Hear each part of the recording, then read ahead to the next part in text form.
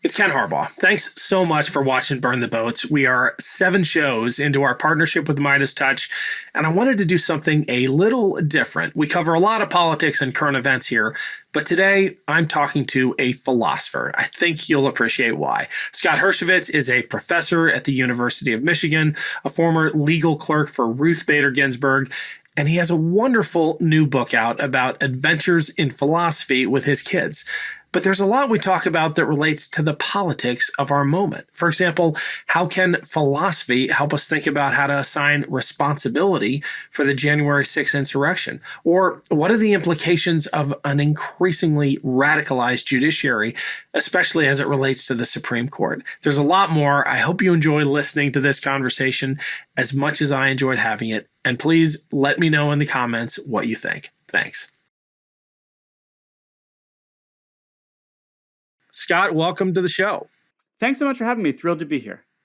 So I took philosophy in college, and it never stuck for me because I couldn't really apply it to my daily life. You make an enormous effort, not just in this book, but in your other work, to make philosophy real and practical. As an academic, that's not required. So where does that impulse come from? I think it partly comes from the fact that I teach philosophy to lawyers. So, I'm on the faculty in the law school and the philosophy department here, but my primary teaching home is in the law school.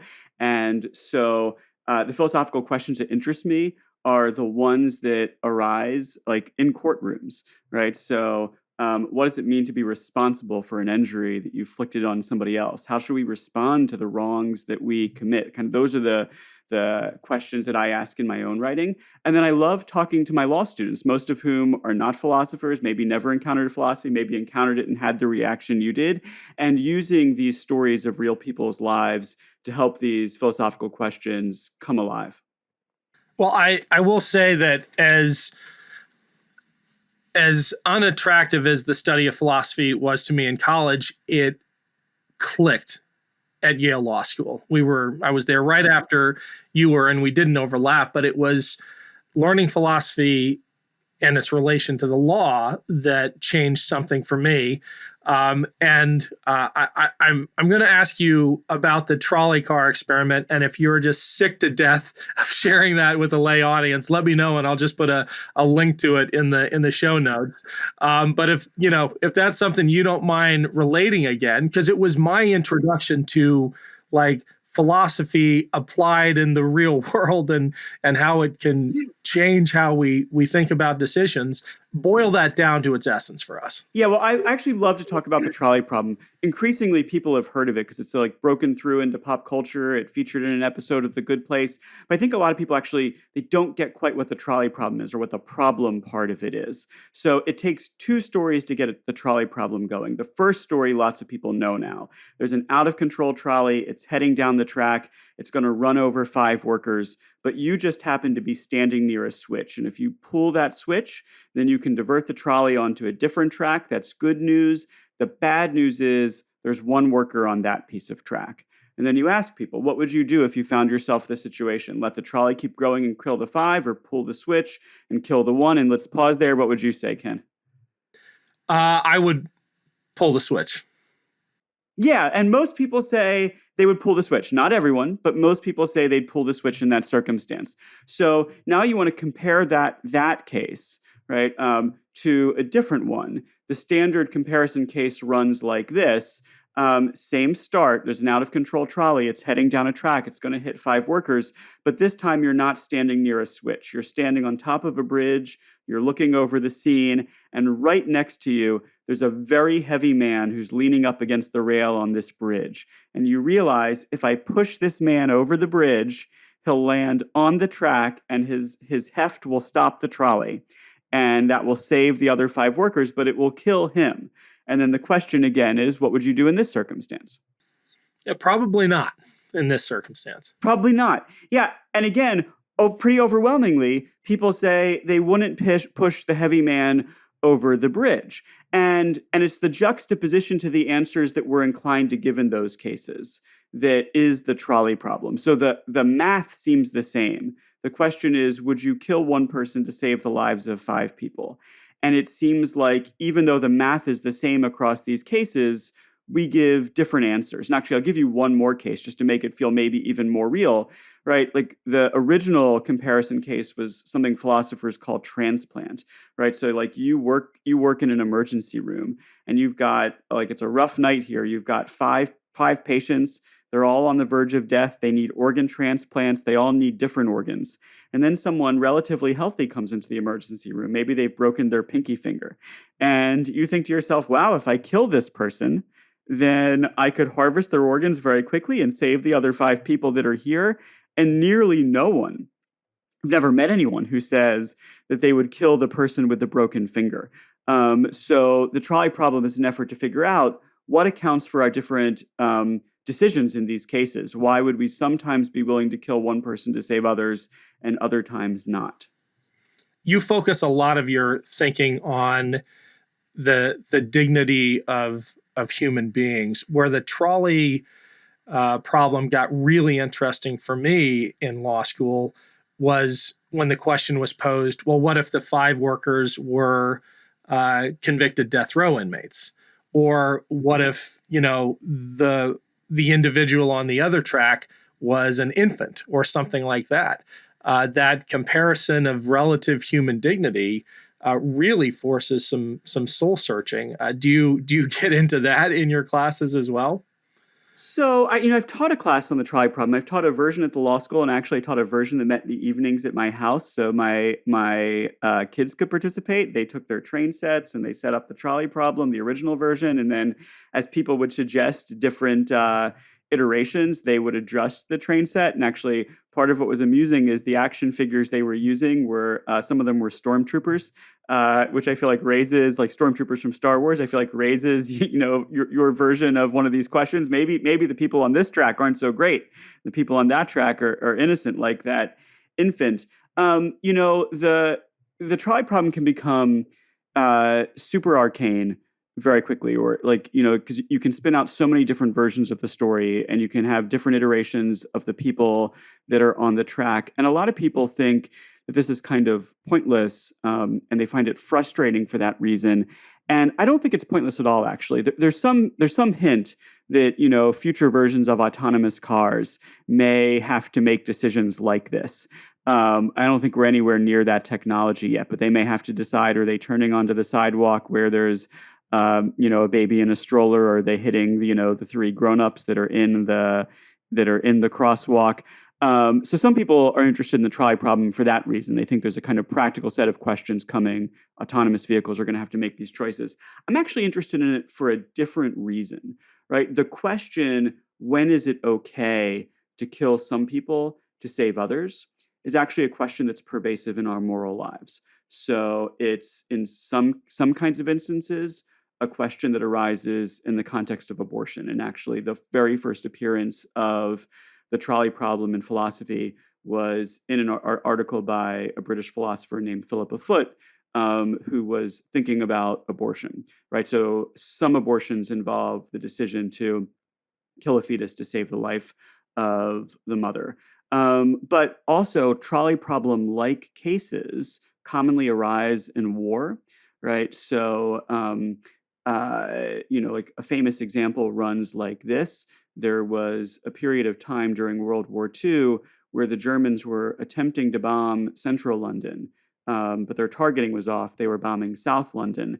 And this was protecting some of the buildings that were central to the war effort, like the buildings where the leadership of the military were doing its work. And they made a deliberate decision to keep their radio chatter down, to pretend that they were taking fire, right, in central London, even though the actual bombs were exploding in South London. And so they were making a decision, right, to allow some people to die as a means towards saving others. And so the point of the trolley problem is really not to figure out what would you do if a trolley problem was out of control. It's that we frequently confront these questions of, is it okay to allow some people to die or even to kill some people, as a means of saving others. And that's really what the trolley problem is trying to help us understand. I think that's right. And I think the reason it spoke to me so loudly in law school is because I had just come off 9 years as a Navy pilot and never been challenged to think philosophically in that way. What do you make of the loss of philosophical thinking and philosophical training in not just liberal arts educations, but in high schools and in the things that feed the professions? So I think that philosophy should be a regular part of education, and part of the reason I wrote Nasty, Brutish, and Short is I actually think it should start even long before high school. That like the book is a plea to see that little kids wrestle with philosophical questions all the time. They notice philosophical puzzles. They challenge things that adults take for granted, and they're up for and capable of really deep and interesting conversations in elementary school, in high school, in college, and beyond. And and I think philosophy has got a bad rap in our society. I turned on my phone this morning, and there's like all the controversy today about the loan cancellation. And Jim Jordan, the congressman from Ohio, tweeted, "Why should a machinist in Ohio pay for the jobless philosophy majors in Los Angeles? Why should they pay for his loans?" And actually, I want to say two things about that. One is very few philosophy majors are jobless. In fact, like it's a major, it's a discipline that teaches you to think carefully, and that's extraordinarily useful. Like in a wide range of activities. And if you like actually look at the salaries and the job outcomes of philosophers, they do extraordinarily well, and not just when they go to law school. So there aren't many jobless philosophy majors. But the second thing I want to say is like I think that you can actually make an instrumental case for doing philosophy along those lines. But I also just think it's an important human activity, right? That the world is a puzzling place, and we are puzzling creatures, and just being able to stop and to think and to notice that and to reason through problems carefully is a skill that I think everyone needs, and it's the skill that philosophy hones in a way that very few activities do. And so, I think it's great that you encountered philosophy at Yale Law School. I think it'd be terrific, actually, if Navy pilots were encouraged to think about these conversations before their service, not just afterwards. Yeah, I agree. I want to talk about the book because I loved it. I've dog-eared the heck out of it. But I'm wondering, before we launch into it, have you had any second thoughts about the title, Nasty, Brutish, and Short, which is obviously a reference to both your kids and Hobbes, who you're not exactly a devotee of? Yeah, so there's this famous phrase from Thomas Hobbes, who's wondering what the world would be like if there were no government at all, and he thinks it would be terrible. He thinks it would resolve like a war of every man against every man, and he says that life in what he called the state of nature would be solitary, poor, nasty, brutish, and short. And as I say in the book, I'm not sure about like Hobbes's claim that that's what life without government would have been like, but I am confident that nasty, brutish, and short is an apt description of most little kids. And as I hasten to say in the book, my kids, they're not just nasty, brutish, and short. They're also really cute and kind, and we're uncommonly lucky on that score. They're astoundingly cute and kind sometimes, but they endorse and embrace the description, at least in part. I asked Hank once. I said, "Are you nasty and brutish?" And he said, "I can be nasty, but I'm not British." So. The book, the title of the book is, I think, mostly just representative of the kind of irreverent attitude that I've got towards some questions in philosophy and a little bit towards parenting and my kids. And I wanted to signal to people right out of the gate, this is going to be fun and funny and not dry and boring. It's the observations your kids and other kids make that, really set this book apart. There were some that literally made my jaw drop. I had a few hours in the car, so was listening to part of it, and you relate this one story that I shared with my wife. I actually called her up, and it blew her away too. I believe from Gareth Matthews. Is he one of the philosophers you're referencing in the book? So he talks about a sleepover or something like that, where, well, you probably know which one I'm getting at. Do you want to relay the story about? This is a little boy named Ian. That's it. That's the one. This is actually one of my favorite stories of a kid asking a question. So Ian's family has another family over. I think they had them over for dinner. And afterwards, the kids watched TV. And there were 3 kids in the other family and just Ian and his. And so they watch the show that the other kids want to watch. And it means that Ian misses his favorite TV show. And afterwards, after the other family's gone home, Ian says to his mother, "Why is it better for 3 people to be selfish than for 1 person to be selfish?"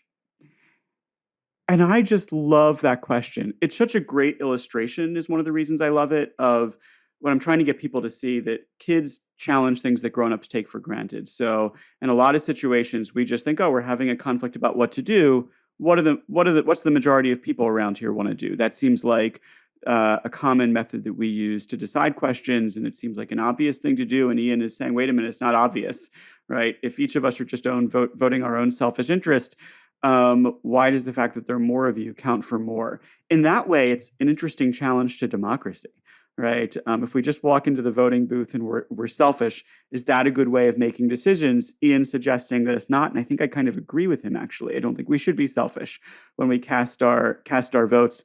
He's also challenging a method of thinking that you and I learned a lot about in law school, right? This economic way of thinking that suggests we should try and maximize the satisfaction of people's preferences, right? Ian's saying, wait a minute, if people's preferences are just selfish, why is the fact that there are 3 of you, right, count for the fact that there's just more than there's just one of me? And his mother was totally flummoxed by this question. She didn't know how to answer, and she just kind of brushed it off. And I think most adults would have, but I think it's actually be super cool to sit down with Ian and ask him, what do you think would be a fair way to make a decision in these circumstances? And try and reason with him together about what's the right way to resolve these kinds of conflicts. Are there areas of your philosophy in which your kids' ideas and observations have fundamentally changed your own? Absolutely. The best example in the book, I think, comes in the last chapter, which is about God. And my son, when he was 4 years old, he went to the Jewish Community Center preschool. And so he would learn about God, and he'd learn about various aspects of the Jewish religion. He had a lot of questions, and he would frequently ask if God was real. And one night I was cooking dinner, and he said, "Is God real?" And I said, "Well, what do you think, buddy?" And he said, I think that for real, God is pretend, and for pretend, God is real." And I was just stunned by that. It was such a complicated thought. And I said, what do you mean? And he said, "I think that God isn't real, but when we pretend he is." And I've been thinking about that ever since he said it. I think it's been like 8 years now. And it really helped me understand myself in a deeper way, because I don't think of myself as a religious believer. I don't think that, I wouldn't say that I think that God is real and that the stories in the Bible happen just the way they're told. Nevertheless, I participate in lots of religious rituals. I observe Jewish holidays. I fast on Yom Kippur. I keep Passover. I go to synagogue and participate in lots of the life events. Rex, my older son, who said this, his bar mitzvah is coming up soon, and he's studying hard for it. And I've often wondered, why is it that I do these things? And why are they important to me if I don't believe in God?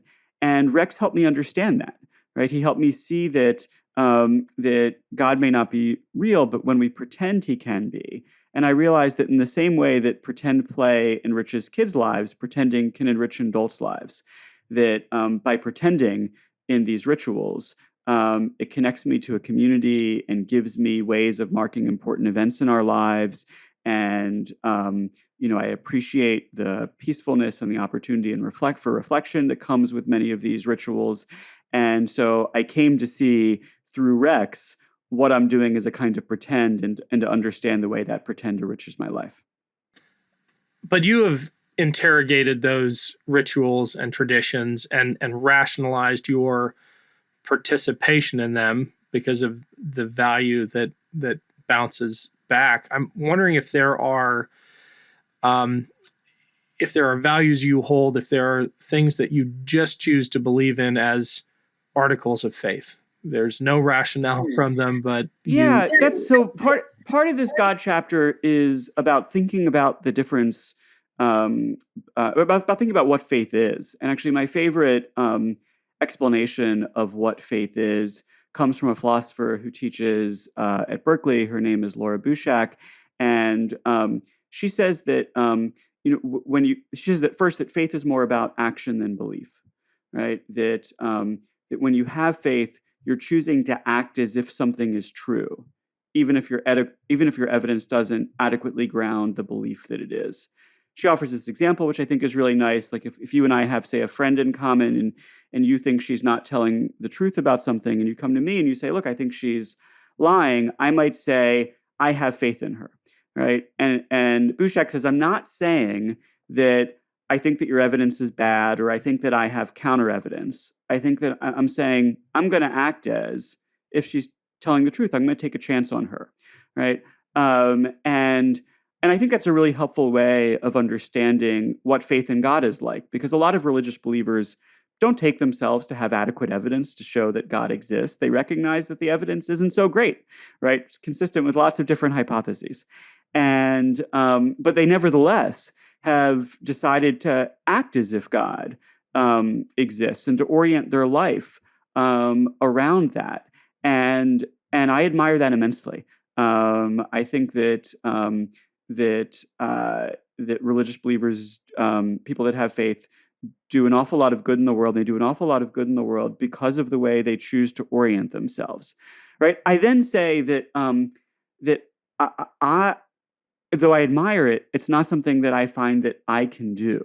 In part because I feel like I've adopted the different orientation in the world. Like I've adopted the orientation of the philosopher, right? The person who has doubts and doubts their doubts and has questions and is constantly searching for truth.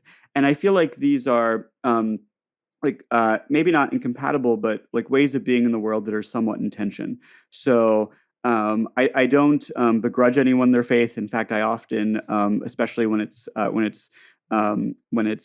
faith that leads to good acts in the world, I admire it immensely. But it's not something that I take on myself.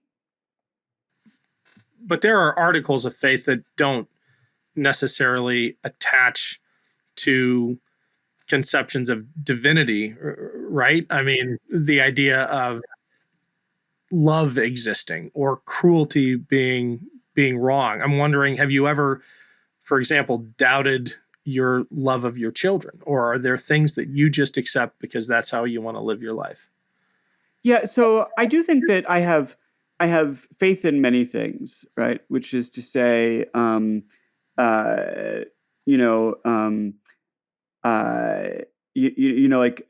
just thinking of love, I think is a really great instance.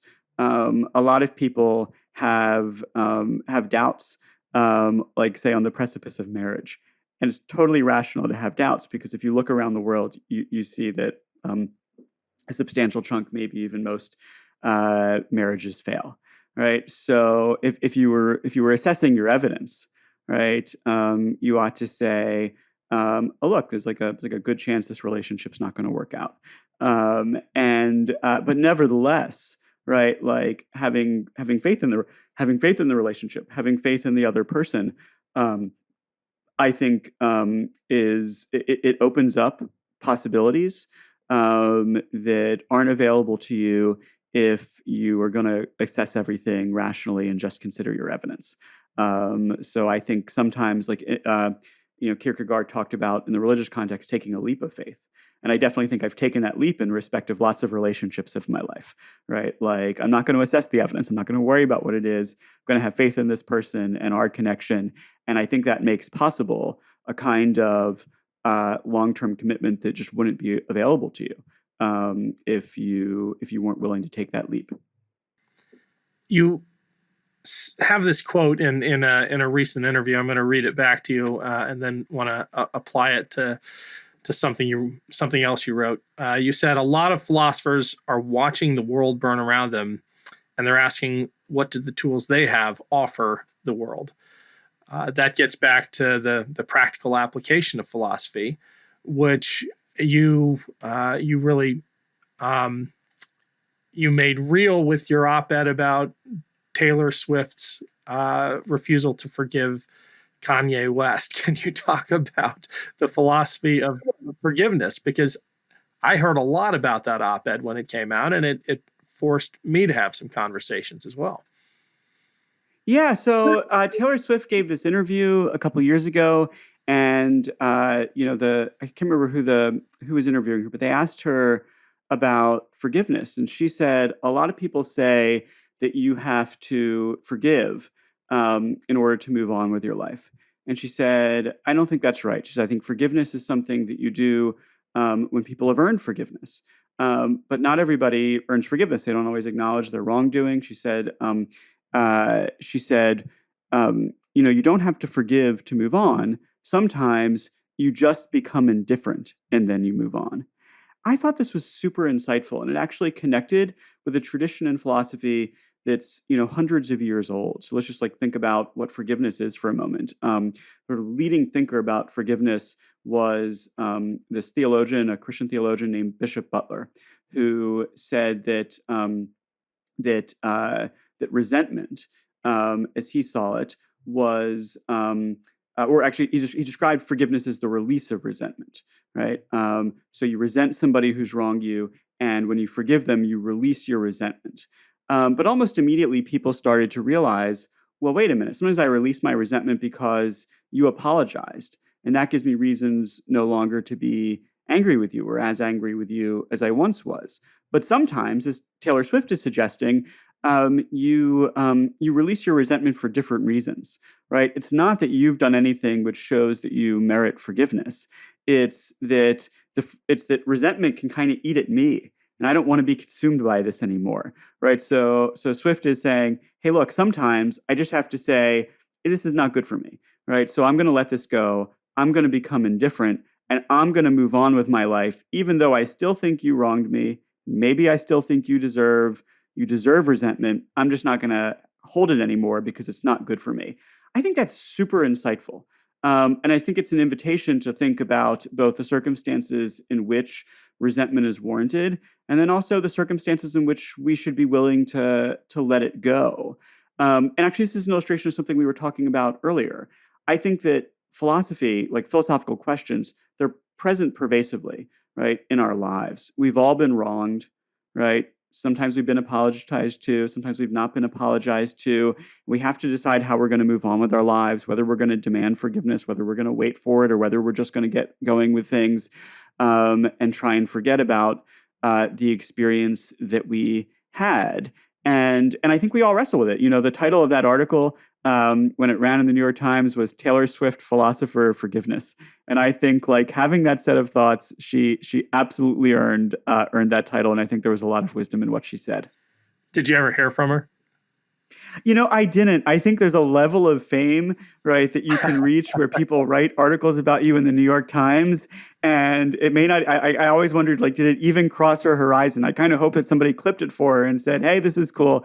But I don't even know if that happened. So if you're listening and you know Taylor Swift, please make sure that she sees this essay. I think what she had to say was super smart. I want to get serious again, because I'm wondering if you have, go ahead. Oh, I want to get serious again.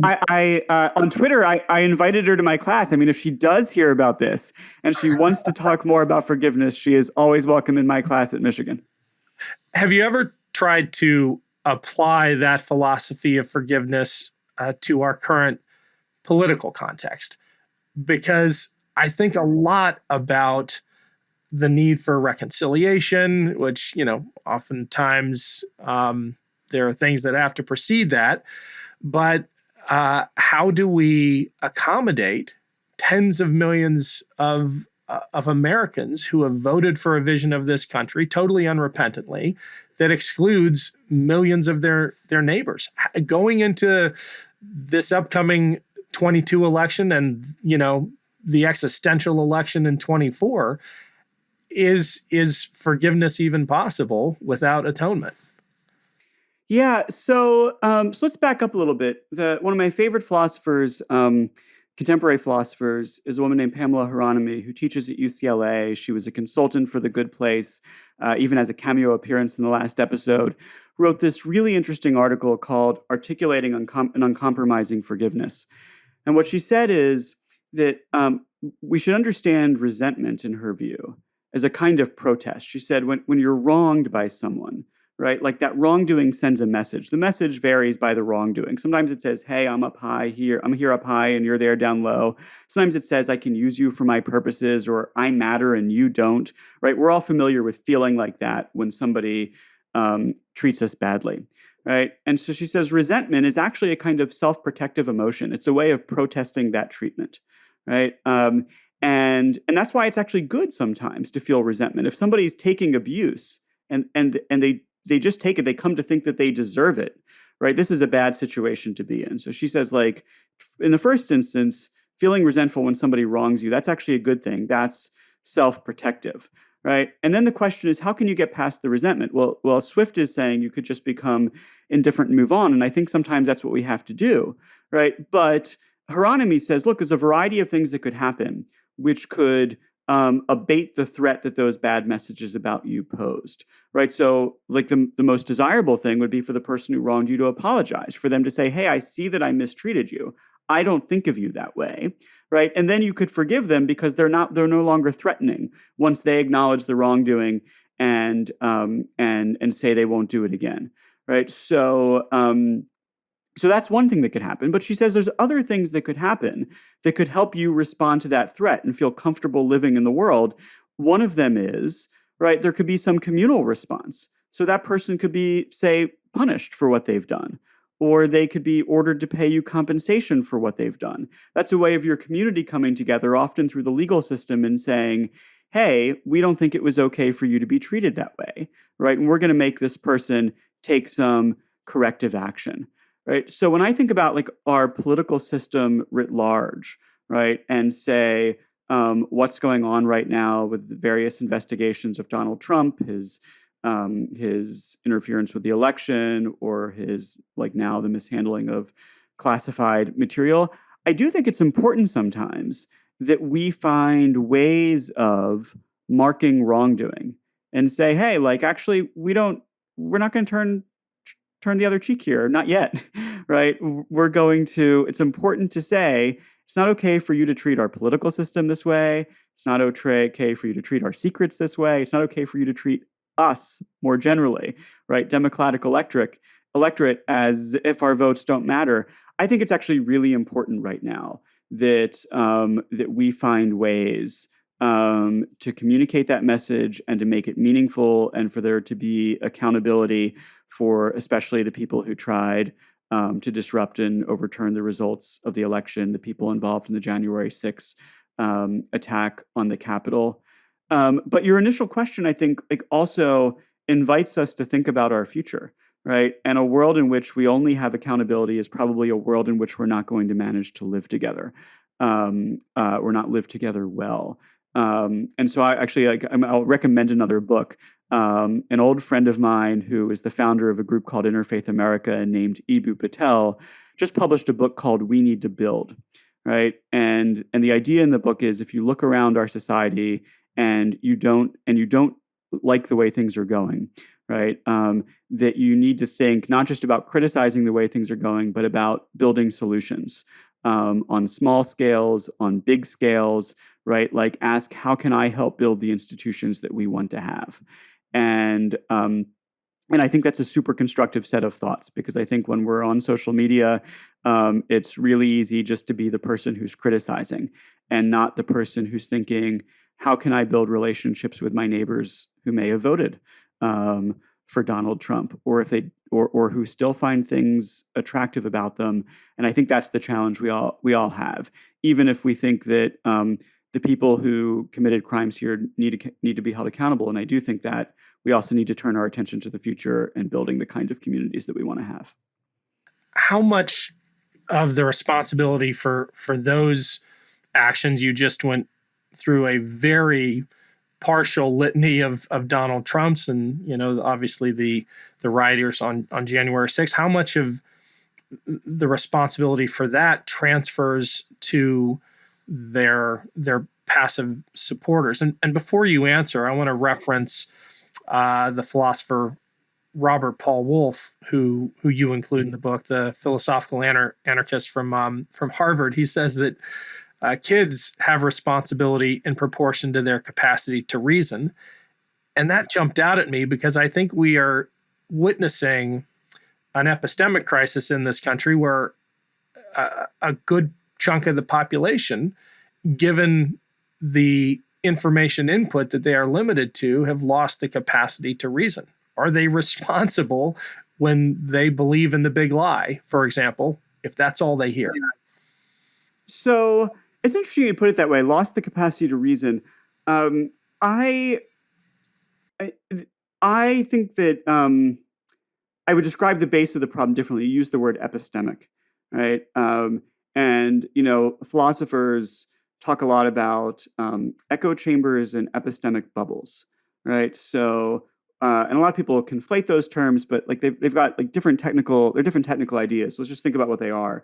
An epistemic bubble is you're in an epistemic bubble where you don't encounter contrary views, right? So, if all you ever look at is like sort of one source of information that's presenting like a consistent set of ideas, then you're in an epistemic bubble. And actually, I use families as an instance of epistemic bubbles. In relation to the tooth fairy, when my kids were little, they lived in an epistemic bubble, right? They encountered only one source of information, their parents who were presenting the tooth fairy as if she was real. But then it turns out epistemic bubbles are super easy to pop. My youngest son, Hank, talked to a friend of his who told him the tooth fairy was not real even before he'd lost any teeth. And, so now he was able to consider the alternative possibility that the tooth fairy wasn't real.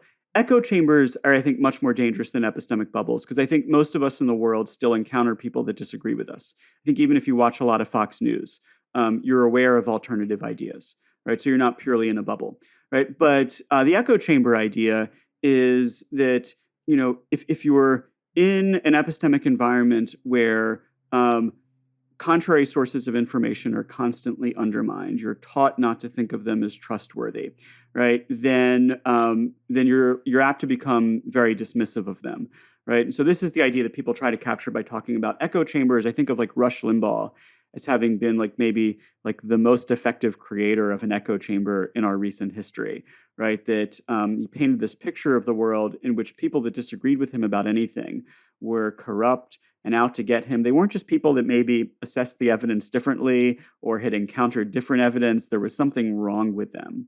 And I think a lot of Americans do live in echo chambers where they're not open to considering ideas that don't come from their preferred sources of information because they've come to think that, say, the mainstream media or public health officials or whatever it is are corrupt and out to get them.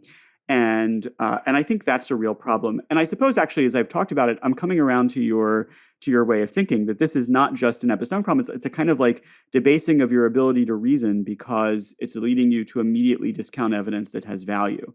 And so I think it's really important in parenting, for instance, to think about not shielding your kids from information, but teaching them, and not teaching them automatically just to distrust it, but teaching them how to evaluate it, right? So I teach my kids, like when you're thinking about a news source, right, ask, are these people trying to outrage me or are they trying to inform me and let me draw my own judgments? I think that's like a key question. Another question to ask is, if they learned that they were wrong, do I think they'd tell me? Right? Like for newspapers, that might be like, do they publish corrections? Right? I've got actually a lot of, like, it's not that I think that, like mainstream news organizations, that the people involved with them never have their own political biases, but I think they adhere to very strong norms that if they discover one of their stories is incorrect, they retract it. And that helps me trust the information that I'm getting from them. And then there's other organizations, Newsmax, that I know don't operate like that, right? So I want my kids to learn not just New York Times good, Newsmax bad, but the reasons underlying those assessments and be able to apply them themselves. Well, I have a million more philosophical questions, but we're running out of time, and I have to ask. It's non sequitur, but you clerked for Ruth Bader Ginsberg, and her loss has radically transformed the court. Did you see this coming? What did you feel when you got word? I imagine you heard before most of us that she wasn't going to make it. Yeah, it's devastating. It's devastating for me personally because she played a big role in my life and I admired her immensely. But absolutely, it's been devastating for our country in a different sort of way because, you know, Justice Barrett replaced her on the court. Donald Trump got to pick her successor. And I think we're all experiencing a bit of whiplash at just how dramatically the direction of the court has shifted. It's certainly the Dobbs decision that overturned Roe and took away people's rights to make decisions about whether to have children, whether to have children. But a litany of other decisions about prayer in school and concealed carry of guns and like even decisions that didn't attract as much attention represented dramatic shifts in the law, say the relations of tribal governments to state governments, and I think people are only just starting to glimpse how differently this majority of the Supreme Court, what a different vision they have for our country, and I think it's going to unfold over the next few years. And I think a lot of people aren't going to like the direction that it's headed. And I hope that the Dobbs decision is enough that people they see what's headed our way, what's already gotten here is bad, and there's more to come, and that they take that as an impetus to get out and vote, because I think that that people on the right have long been keyed into the fundamental role the Supreme Court plays in shaping the law in the United States and deciding what our constitutional rights are, and people on the left are only just becoming aware of its significance and the need to prioritize that when deciding how to vote. Not just people on the right and left, but people in the middle who had thought, oh, my daughter will be able to make her own decisions about whether she wants to be pregnant, and are realizing that's not the vision that the Supreme Court has for our lives. Well, you probably saw that intention on the right at Yale Law School. I certainly did. The decades-long project to reshape the bench, starting by grooming. It's a loaded word, but it applies here. Right-wing judges to take those seats when the opportunities came. Yeah, it's, look, I don't think it's a great thing about American democracy that the 9 justices wield this control over our lives. And I think we should take some steps to reduce the power that they have over our lives, and to reduce the significance that any one justice happens to play. So there's a lot of talk lately about court packing, right? Which is already a dismissive term for the idea that we might expand the number of justices. And some people say, oh, look, here's how we could restore the vision of law that in some ways prevailed up until this most recent shift. We could add 2 justices to the court, and people are especially keen maybe to do that because they see Justice Gorsuch as having gotten on the court illicitly when Justice Garland was denied a vote by the Senate Republicans. And I think that some good could come out of that. People worry that you'd end up in a kind of tit for tat situation, that when Republicans had power, they would expand the court, in response. And I do think that's a legitimate worry, that we would just end up in this escalating cycle.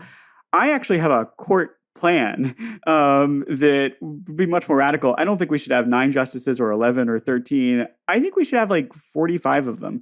And they should hear cases in panels, so that we never know which 9 justices are going to be deciding cases, and so that they have to coordinate across the different randomly selected panels that might be selected, so that they start to treat this as more of a legal exercise, and I think less of a political exercise is one upshot. It would make them more like the courts of appeals that never know which three judges, say on the Ninth Circuit, are going to hear a case, right? So they've the 30 some odd of them have got to work more together to create law that's going to be applied consistently. And then also, if there were 45 of them, we wouldn't know their names. At least all only people in law school would know their names. We wouldn't be obsessed with their views. And importantly, it wouldn't matter so much who died when and who decided to retire, because one person couldn't make that big a difference. So I think people are sometimes thinking too small about the reform that we need. We need to take some steps, and there are others. We could take some decision-making power away from the court. That might be good, but I think that diminishing the role that individual justices play in our lives is probably something we ought to pursue. I like it. Although 45 is a cursed number at this point, so maybe 47. I didn't realize. Yeah. Last question, and it's more of a plug. I just discovered your Twitter feed. It's fantastic, but the banner has a British edition of the book. What did they change? How is the British philosophy reading audience different? I thought they might change like the spelling of words, that color might have a U in it, but I think they decided that was too expensive and the British audience understands that anyway. So the only thing that's different is the cover and the title. So in America, it's called Nasty, Brutish, and Short: Adventures in Philosophy with My Kids. And in the British edition, it's called Nasty, Brutish, and Short: Adventures in Philosophy with Kids. And I'm not sure, whether that one word "my" deserved the all the back and forth arguments that we had on both sides of the pond of whether it belonged there or whether it didn't. But you'll get the same book either way. So you can pick the cover that you like, or just the country that you're in for ordering. Awesome. Well, Scott, it's been great having you. Thank you so much for joining us. My pleasure. Super fun to be here.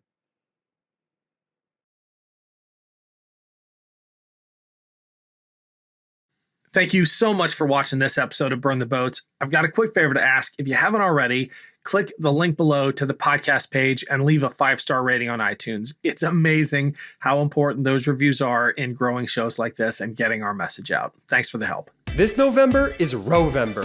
MeidasTouch just released its brand new collection of Rowvember t-shirts and pins to let the country know what's at stake this upcoming midterm election. Go to store.meidastouch.com to grab yours. That's store.meidastouch.com.